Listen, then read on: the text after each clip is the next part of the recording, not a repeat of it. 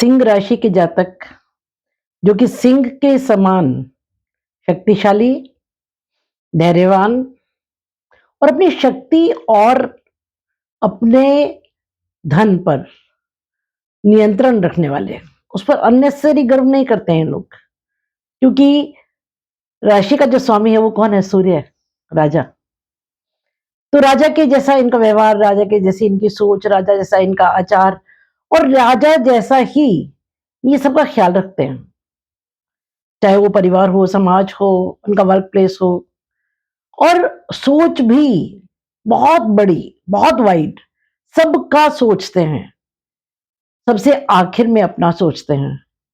लेकिन राजा है तो थोड़ा अहम भाव तो होगा, तो थोड़ा अहंकार, इसे ईगो कह सकते हैं या वो राजा की प्रवृत्ति कह सकते हैं, वो ये लोग लेकर के हमेशा चलते हैं। तो स्वागत है दीपा ज्योतिष में और स्वागत है मेरे चैनल 21st सेंचुरी मॉम में ऐसे रॉयल पर्सनालिटी वाले सिंह राशि के जातकों का।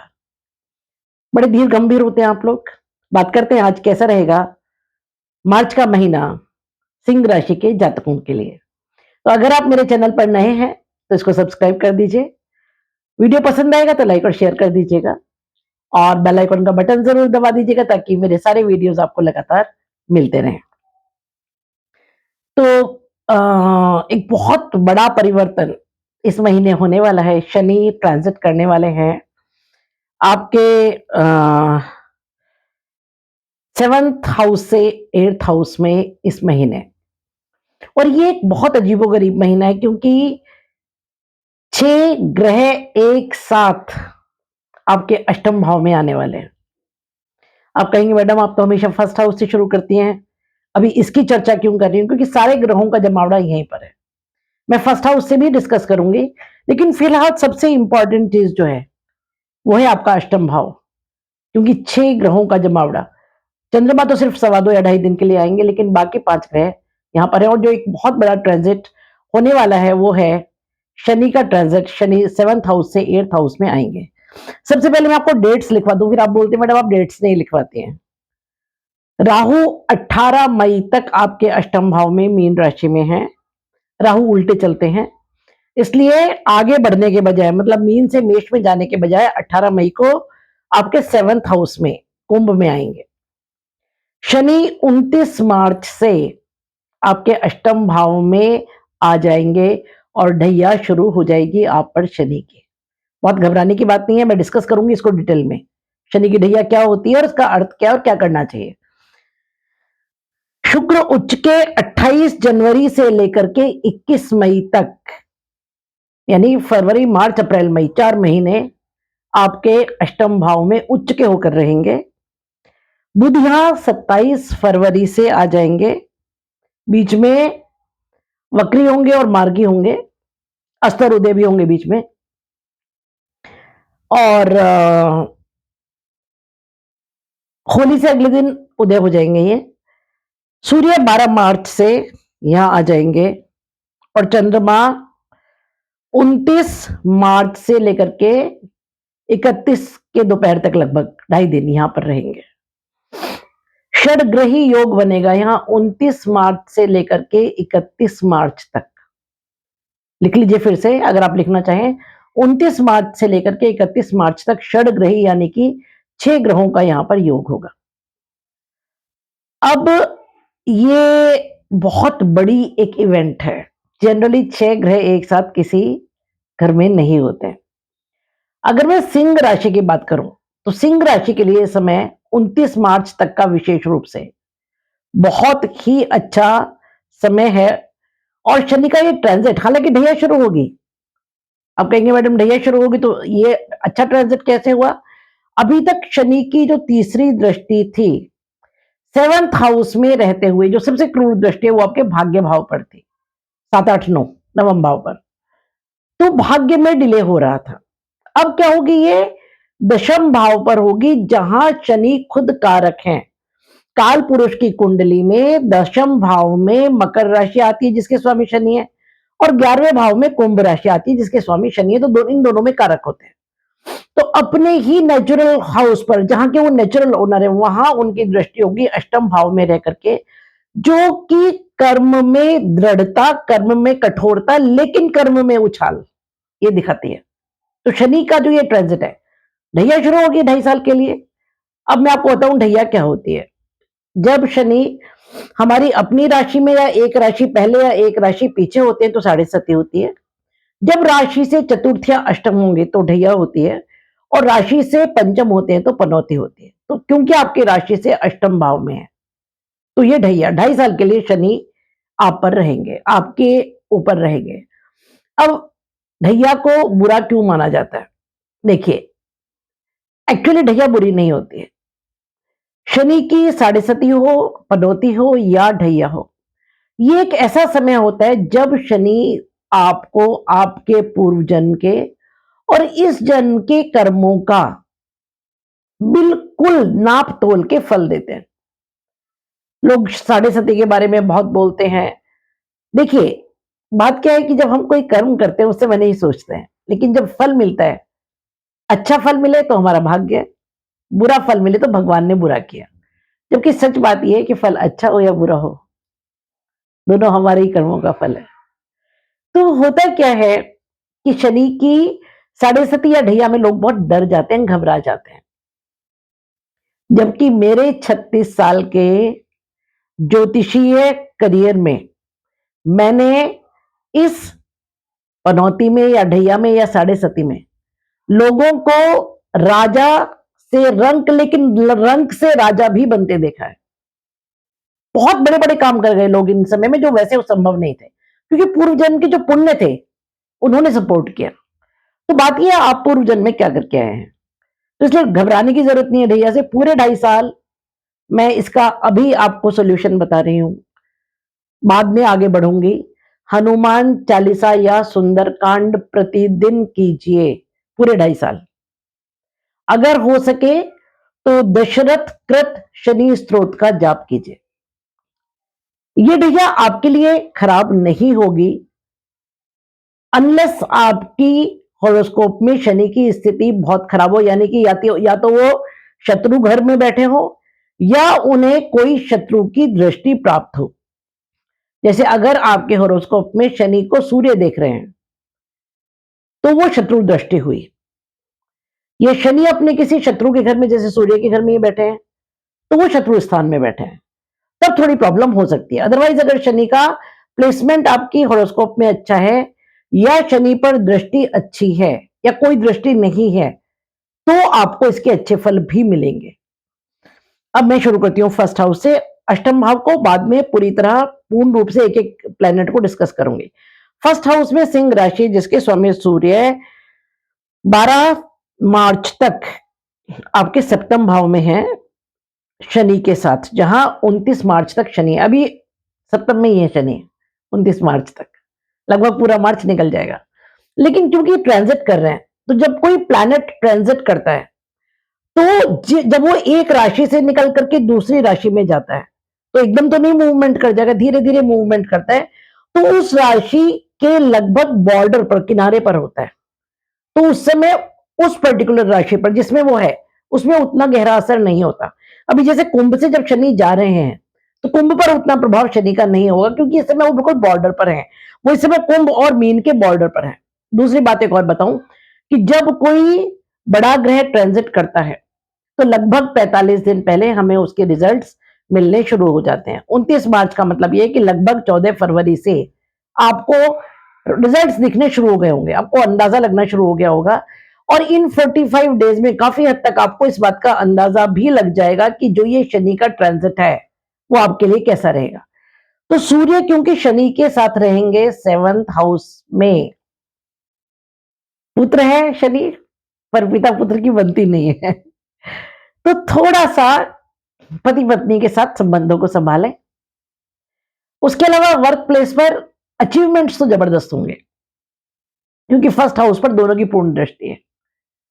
लेकिन जैसा कि मैंने कहा, ईगो क्लैशेस से बचिएगा, बॉस के साथ, पत्नी के साथ, व्यापारिक रिश्तों में, अपने बिजनेस पार्टनर के साथ या अपने वर्क प्लेस पर, ये थोड़ी सी प्रिकॉशन आपको लेनी पड़ेगी। बात करें सेकंड हाउस की, तो सेकंड हाउस में केतु है और भाई इतनी सारी दृष्टियां। मैं हमेशा एक बात कहती हूँ, वैदिक एस्ट्रोलॉजी में किसी हाउस में किसी प्लेनेट का प्लेसमेंट जितना इंपॉर्टेंट है, उससे ज्यादा इंपॉर्टेंट है दृष्टियां। दृष्टि का अर्थ आप ये समझ लीजिए कि मैं हमेशा एक ही एग्जांपल देती हूँ, आज भी वो एग्जांपल दे रही हूं। आप खीर लेकर के बैठे, कुत्ता आया मुंह मार के चला गया, खीर तो अभी भी आपके पास ही है, लेकिन वो आपके किसी काम की नहीं रही। तो किसी प्लेनेट का प्लेसमेंट किसी हाउस में हमें जो अचीवमेंट्स कराता है, वो आप तक पहुंचेंगे कितने, ये दृष्टि डिसाइड करती है। तो इस समय वल्ले वल्ले है सिंह राशि के कारण। जो सेकंड भाव है वो क्या है, कुटुंब, धन का संचय, वाणी, खान पान। और दृष्टियां देखिए कौन कौन सी है, राहु की, शुक्र की संजीवनी दृष्टि, बृहस्पति की पंचम दृष्टि, दो गुरु की दृष्टि एक साथ, बुध की दृष्टि, सूर्य की दृष्टि, शनि जब 29 मार्च से आ जाएंगे तब शनि की भी दृष्टि होगी। वैसे भी जब बॉर्डर पर है तो हम उसको यहीं पर काउंट कर सकते हैं। और चंद्रमा 29 से 31, ठीक है। तो इस समय जबरदस्त कोई कुटुंब में कोई बहुत बड़े भी प्रॉब्लम्स अगर पहले से थे ना, वो सॉल्व हो जाएंगे, ये मैं गारंटी से कह सकती हूँ।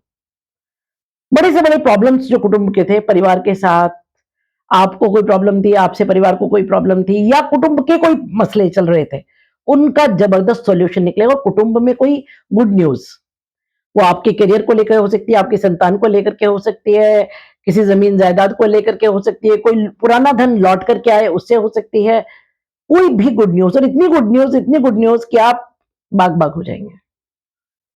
धन बड़ा संभाल के पोटली में रखेंगे इस समय आप बांध के, ये बहुत अच्छी बात है। धन का संचय होगा, अच्छा खान पान मिलेगा, और वाणी भी मधुर रहेगी।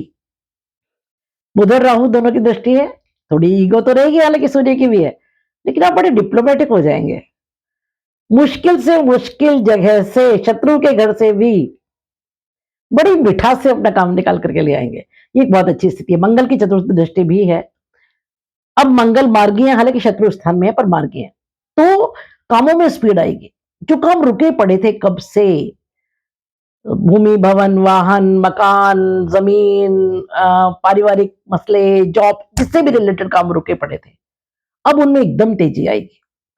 तो इस समय सबसे रिच दो ही घर है, अष्टम भाव और सेकंड हाउस। अष्टम क्योंकि अष्टम में जमावड़ा है ग्रहों का, और सेकंड इसलिए क्योंकि सारी दृष्टियां अच्छी वाली इस समय सेकंड हाउस पर है। बात करें, अच्छा ये बुध का घर है, इस समय कन्या राशि है, और बुध यहां बैठ करके अष्टम भाव में खुद के ही घर को देखेंगे, बहुत अच्छी बात है।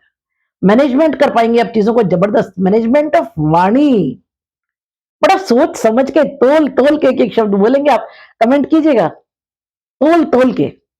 वैसे भी सिंह वाले कम बोलते हैं, और जो बोलते हैं वो एक एक शब्द बहुत नपतुला और बहुत वजनी, खतरनाक होता है।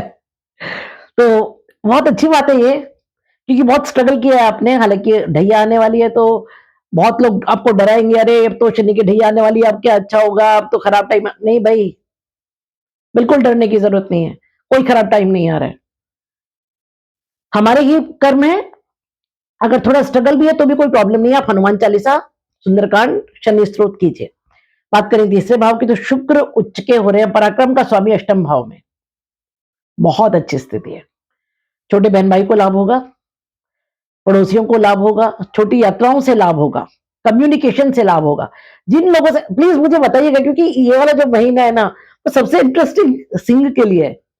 कुछ लोगों से बहुत समय से बात नहीं हो रही होगी, आपकी बरसों से बिल्कुल डिस्कनेक्टेड, उनसे अब आप बात करेंगे, और बात भी बड़ी नपीतुली, बड़े सोच समझ कर, और वहां से काम निकालेंगे अपना। और क्योंकि शुक्र इस समय उच्च के हैं, तीसरे का स्वामी जब अष्टम भाव में हो, तो विरासत से लाभ, गड़े हुए धन से लाभ, इंश्योरेंस से लाभ, कोई ऐसा धन जो आपने कमाया नहीं है। हालांकि पराक्रम का स्वामी है, तो पहले कभी पराक्रम किया था, पहले कभी कुछ किया था, इस जन्म में, पूर्व जन्म में, जो भी है वो है आपका ही कोई कुछ कमाया हुआ, लेकिन इस समय लगभग आपको फ्री में वो मिलेगा। बात करें चतुर्थ भाव की तो वृश्चिक राशि है जिसके स्वामी मंगल हैं और मंगल मार्गी हो गए हैं, वो भी 11th हाउस में। वाओ! सुख का स्वामी लाभ भाव में मार्गी हो रहा है, इससे अच्छी स्थिति हो ही नहीं सकती है। गजब! भूमि भवन वाहन से रिलेटेड कुछ काम होंगे, आप कोई भूमि खरीदेंगे, कोई भवन खरीदेंगे, कोई वाहन खरीदेंगे। मंगल वैसे भी भूमि पुत्र है। जब फोर्थ का स्वामी 11th में बैठा हो, इससे सुंदर सिचुएशन हो नहीं सकती। यहाँ शनि की दशम दृष्टि और बृहस्पति की पूर्ण 7th दृष्टि है, तब जब बृहस्पति मार्गी हो गए। अपने ही कर्म से, अपनी ही मेहनत से कोई बहुत बड़े अचीवमेंट्स आपके पेरेंटल प्लेस पर भी होंगे, माँ के साथ संबंध अच्छे होंगे और थोड़ा सा माँ के हार्ट का ख्याल रखिएगा क्योंकि मंगल रक्त के स्वामी है ना। हमारी बॉडी में, हमारी धमनियों में जो रक्त बहता है वो मंगल का के पास उसका डोमिनेंस है। तो थोड़ा सा माता जी की बीपी का ख्याल रखें और थोड़ा सा क्रोध पर नियंत्रण रखें। बात करें पंचम भाव की तो धनु राशि है जिसके स्वामी बृहस्पति दशम भाव में मार्गी हो रहे हैं। Wow, very nice. पंचम भाव पूर्व जन्म के पुण्य, पंचम भाव प्रेम प्रसंग, पंचम भाव विद्या बुद्धि, पंचम भाव पूर्ण सुख की प्राप्ति, पंचम भाव पूर्व जन्म के साथ साथ इस जन्म में जो हम धर्म कर्म करते हैं उसका भाव है। तो जब, और वो भी बृहस्पति पंचम के कारक हैं, और जब दशम भाव में बैठे हों तो संतान से सुख, जो लोग संतान सुख की ओर अग्रसर है, बहुत अच्छा समय है, बहुत अच्छा समय। संतान से गुड न्यूज, प्रेम प्रसंगों में गुड न्यूज, पूर्व जन्म के पुण्यों का उदय। जो विद्यार्थी हैं उनके लिए बहुत अच्छा समय है, जो स्पोर्ट्स में है, पुलिस में है, फौज में, उनके लिए बहुत अच्छा समय है। बहुत अच्छा कुछ आप करेंगे, स्पेशली पुलिस के, फौज के और स्पोर्ट्स के लोगों के लिए या विद्यार्थियों के लिए वर्क प्लेस पर किसी बहुत बड़े अचीवमेंट का समय है। बात करें छठे भाव की तो छठे भाव में मकर राशि जिसके स्वामी शनि इस समय ट्रांजिट कर रहे हैं 7th से 8th में। अष्टम का शनि आयु की वृद्धि करता है, हालांकि साथ साथ कोई बीमारी चलती रहेगी हल्की फुल्की, कोई एलर्जी या कोई लॉन्ग टर्म डिजीज, उससे थोड़ा सा बचिएगा। तो जब छठे का स्वामी अष्टम में बैठा हो तो क्या होगा, रोग ऋण शत्रु का स्वामी आयु और मृत्यु के 6, 8, 12 है ना, इन तीनों को हम अच्छा स्थान नहीं मानते। तो बुरे स्थान का स्वामी जब बुरे स्थान में बैठा है तो ऑलमोस्ट विपरीत राजयोग जैसी परिस्थिति बनेगी। तो शनि यहां पर आयु की वृद्धि करेंगे, आपकी जो विरासत है, आपके जो बुजुर्ग हैं, आपके जो पूर्वज हैं, उनसे कुछ लाभ आपको मिलेगा। पूर्वजों का ज्ञान, पूर्वजों की बुद्धि, पूर्वजों का धन, उससे प्राप्ति होगी। और उसके अलावा शनि जो कुछ देंगे यहाँ रह करके वो बहुत लंबे समय तक के लिए देंगे, हालांकि धीमे मिलेगा, वो अचानक नहीं मिलेगा क्योंकि शनि जिस भाव में रहते हैं उस भाव को धीमा कर देते हैं, शनि शनि कर देते हैं। बात करें, अच्छा यहाँ पर बृहस्पति की नवम दृष्टि और मंगल की अष्टम दृष्टि है आपके छठे भाव पर। मंगल की अष्टम दृष्टि शत्रु हंता, शत्रुओं को दूर दूर तक नाश, और बृहस्पति की जो नवम दृष्टि है क्योंकि ये वर्क, ये सेवा का भाव है, तो आपको नौकरी में इस समय जो लोग ट्राई कर रहे थे उनको कोई बहुत अच्छा जॉब मिलेगा, जॉब में कोई बहुत अच्छा चेंज, वर्क प्लेस पर कोई बहुत बड़ा अचीवमेंट, आपके डेली रूटीन में कोई बहुत बड़ा चेंज आएगा। ऐसा जब आप एक्टिव हो जाएंगे, आप बहुत आलसी हो गए थे, कुछ कर नहीं रहे थे, अभी आप एकदम से हाइपर एक्टिव हो जाएंगे, जो एक बहुत अच्छी बात है। बात करें आपके सप्तम भाव की तो यहां से शनि जा रहे हैं लेकिन 29 मार्च तक तो है। तो जाते हुए शनि आपके पत्नी या पति का कुछ उद्धार करके जाएंगे, आपके लाइफ पार्टनर के साथ साथ बिजनेस पार्टनर को भी कुछ दे करके जाएंगे और आपको बिजनेस में भी कुछ दे करके जाएंगे, क्योंकि जाते हुए शनि हमेशा दे करके जाते हैं। बात करें अष्टम भाव की तो राहु है यहाँ पर 18 मई तक, 18 मई को ये सप्तम भाव में आ जाएंगे। तो राहु अष्टम में, राहु जासूस और अष्टम पाताल, तो कुछ बहुत बड़ा रहस्यों से पर्दा आप हटाएंगे। और अष्टम का राहु अचानक कुछ देता है, वैसे भी जो अष्टम भाव है वो ट्रांसफॉर्मेशन का भाव है, ऊपर से राहु अचानक के कारण, और यहां तो राहु के साथ शनि, उच्च के शुक्र, बुध, सूर्य और 2.5 दिन के लिए चंद्रमा, तो षडग्रही योग बनेगा। और षडग्रही योग अच्छी चीज नहीं है, ये मैं बहुत ओपनली, बहुत ऑनेस्टली बता रही हूँ। आप बोलते हैं मैडम आप खराब चीजें नहीं बताती, खराब चीजें भी बताती हूँ, बस उसको बहुत भयावह करके नहीं बताती हूँ, क्योंकि एस्ट्रोलॉजी का पर्पस डराना नहीं है भाई। एस्ट्रोलॉजी का पर्पस ये है कि कुछ अच्छा होने वाला है तो भी बताइए, कुछ बुरा होने की आशंका है तो उसको बहुत विनम्रता के साथ आराम से बताइए कि भाई थोड़ी-सी ये प्रॉब्लम आने वाली, थोड़ी प्रिकॉशन रखना। तो आपकी प्रिकॉशन क्या है? क्योंकि षडग्रही योग आपके अष्टम भाव में बन रहा है। अष्टम भाव से हम आयु और मृत्यु का विचार करते हैं। तो पहली बात ये है कि थोड़ा-सा ये एक्सीडेंट प्रोन समय हो सकता है, थोड़ी चोट-फेंट लग सकती है। अपने व्हीकल्स को बहुत सँभाल के ध्यान से चलाएँ, पहली बात। दूसरी बात, किसी तरह की किसी लड़ाई-झगड़े से बचें और अपने स्वास्थ्य का थोड़ा विशेष ख्याल इन 3 दिनों में रखें। और क्योंकि पूर्ण दृष्टि द्वितीय भाव पर है, जो कि वाणी का भाव है, तो अपने गुस्से को सँभाल लें। फिर से कह रही हूँ, क्योंकि सूर्य भी है अष्टम भाव में और सूर्य ईगो के कारक है। तो वाणी को सँभालें, एक्सीडेंट प्रोन थोड़ा टाइम है, व्हीकल्स अपने ठीक-ठाक चेक करा करके ब्रेक्स वगैरह करें और स्पीड का थोड़ा ख्याल रखें। बाकी कोई बहुत ज़्यादा घबराने की ज़रूरत नहीं है। बात करें नवम भाव की, तो नवम भाव में मेष राशि, जिसके स्वामी मंगल आपके लाभ भाव में बैठे। Oh my God! This is a very beautiful situation, क्योंकि भाग्य का स्वामी लाभ में, भाग्य से लाभ। ये समय सिंह राशि के लिए बहुत अच्छा है। कुछ ऐसा जिसकी आप सिर्फ कल्पना कर रहे होंगे, वो पूरा होगा इस समय। लिखिएगा कमेंट्स में, 100% होगा, क्योंकि जब भाग्य का स्वामी लाभ में बैठा हो, तो क्या होगा? भाग्य से लाभ होगा। मेहनत आपकी होगी, नो डाउट, लेकिन कई बार ऐसा होता है, आप बहुत मेहनत करते हैं और फायदा में नहीं मिलता है। तो इस समय जब, हालांकि शनि की तीसरी दृष्टि है, पर बहुत कमजोर हो गई है, क्योंकि शनि, जैसे कि मैंने कहा, कि कुंभ के बिल्कुल बॉर्डर पर है, बहुत ज्यादा असर नहीं करेगी। दशम भाव में बृहस्पति मार्गी, वेरी नाइस। वर्क प्लेस पर कोई बहुत बड़ा लाभ, गवर्नमेंट से बहुत बड़ा लाभ, कोई पुराने प्रोजेक्ट रुके हुए थे, गवर्नमेंट से रिलेटेड कोई काम रुके हुए थे, पिता के साथ संबंध सुधरेंगे, पिता को भी लाभ होगा, किसी बहुत बड़े संकट से पिता बचेंगे, किसी बीमारी से, किसी एक्सीडेंट से, किसी नुकसान से पिता बचेंगे, क्योंकि बृहस्पति रक्षक बन के आते हैं यहाँ, पिता के लिए, गवर्नमेंट के लिए, गवर्नमेंट्स बचेंगे। बात करें 11वें भाव की, तो यहाँ मंगल मार्गी है, 24 फरवरी से लेकर के 3 अप्रैल तक है यहाँ पर, 24 फरवरी से 3 अप्रैल तक, तो ये काफी लंबा समय है। इस समय में बहुत सारे ऐसे काम बन जाएंगे जिसकी आपने कल्पना भी नहीं की होगी, और यहां रह करके मंगल की पूर्ण दृष्टि पंचम भाव पर होगी, जो आपके पूर्व जन्म के पुण्यों का घर है। तो क्या होगा कि जो इस समय, सोचिए, पंचम, नवम और 11वें भाव का, तीनों का संबंध बन रहा है। मंगल की पूर्ण दृष्टि 11वें भाव से पंचम भाव पर, और नवम के स्वामी, तो 9, 5 और 11 का संबंध बन रहा है। बहुत बहुत बहुत सुंदर स्थिति है, गजब। ये एक ऐसा समय है कि अनलेस आपके हॉरोस्कोप में बहुत ही खराब सिचुएशन अगर कोई है, बहुत ही खराब कोई दशांतर दशा चल रही है, तो मैं नहीं कह सकती हूँ। अदरवाइज ऐसा हो सकता है किसी को बहुत ज्यादा लाभ मिले, किसी को थोड़ा कम और किसी को और थोड़ा कम, लेकिन ना मिले ऐसा में तो मुझे दिखता ही नहीं है इसमें। बहुत ही अच्छी स्थिति है ये, पूर्व जन्म के पुण्यों का लाभ इस समय आपको मिलेगा। 12वें घर में चंद्रमा चलायमान है। 12वें का चंद्रमा हमेशा ही आपका, तो 12वें घर में रहेगा, तो 12वें के चंद्रमा को हम अच्छा नहीं मानते, क्योंकि 12वां घर खर्चे का घर है, और चंद्रमा जब यहां होगा, तो चंद्रमा क्या है? मन, मन का खर्च, मन का व्यय। तो थोड़े से परेशान रहते हैं सिंह वाले, हमेशा, अपने लिए नहीं, दूसरों के लिए।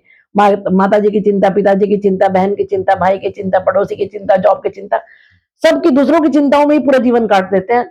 क्या करे, राजा है ना, राजा को तो सबकी चिंता करनी पड़ती है।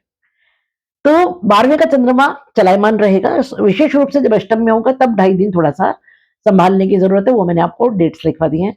ये है मेरी प्रेडिक्शंस इस महीने के बारे में। केतु सेकंड हाउस में है। सेकंड हाउस का केतु अच्छा होता है, काफी लाभ आपको देकर के जाएंगे। 18 मई को ये चेंज होकर के आपके फर्स्ट हाउस में आ जाएंगे, क्योंकि जब राहु 7th में आएंगे, तो राहु और केतु आमने सामने होते हैं और आमने सामने ट्रांजिट करते हैं, आमने सामने मूव करते हैं। तो उसके बाद मैं बताऊंगी उसके बारे में, क्या क्या आपको करना चाहिए, क्या परिस्थितियां होंगी। पर फिलहाल के लिए this is a wonderful month, going to be wonderful for you. Comments जरूर जरूर जरूर कीजिए, और थोड़ी जो इसके लिए आपको रेमेडीज करनी चाहिए, वो मैं आपको बताती हूँ। मैं हर वीडियो में रेमेडीज बताती हूँ, प्लीज एंड तक सुना कीजिए। देखिए, शनि के लिए हनुमान चालीसा या सुंदरकांड कर लीजिए, उससे आपके मंगल भी सध जाएंगे। और क्योंकि सूर्य अष्टम में है, ये अच्छा नहीं मानते हैं। तो सूर्य को जल हमेशा आपको देना चाहिए, वैसे भी आपके राशि के स्वामी हैं। ये 2 चीज़ें भी अगर आप कर लेते हैं तो बहुत हद तक आपका कल्याण होगा। Stay happy, stay blessed. Video पसंद आए तो लाइक कीजिए, शेयर कीजिए, सब्सक्राइब कीजिए और बेल आइकन का बटन ज़रूर दबा दीजिए ताकि मेरे सारे वीडियोज़ आपको मिलते रहें। मिलते हैं एक ऐसे वीडियो के लिए बहुत जल्दी। सिंह राशि का वर्षफल मैं पोस्ट कर चुकी हूँ, अगर आप देखना चाहें तो देख सकते हैं। जल्दी ही मिलेंगे आपको।